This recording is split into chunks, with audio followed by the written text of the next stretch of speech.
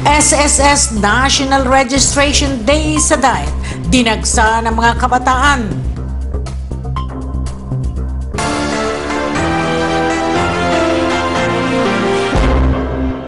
Dumagsa ang maraming kabataan upang magparehistro sa isinagawang National Registration Day ng Social Security System sa SM DAET. Ayon kay Lorna Rabelas, Social Security Officer 3 ng SSS, lahat ng branch ng SSS sa buong Pilipinas ay nakibahagi sa nasabing aktibidad. Ito po yung nationwide SSS Registration Day na ginagawa sa lahat ng branches all over the Philippines ngayong araw.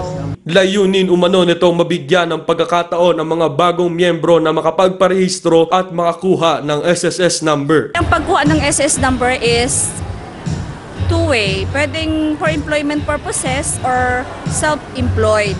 Pag ang pinili ng member is self-employed, pwede sila mag-contribute as self-employed member. Pag for employment, yung employer ang magbabayad once na ma-employed po sila.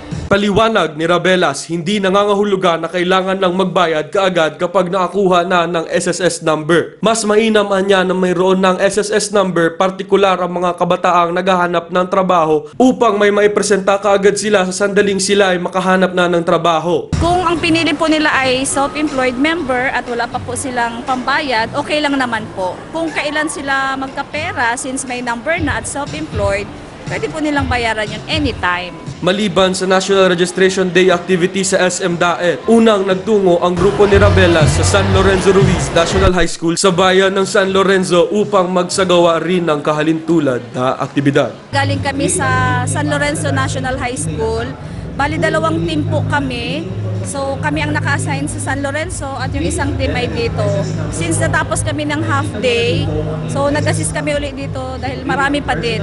So marami nag-online through cellphone lang ang gamit. Para sa NTV News, Craven Montenegro.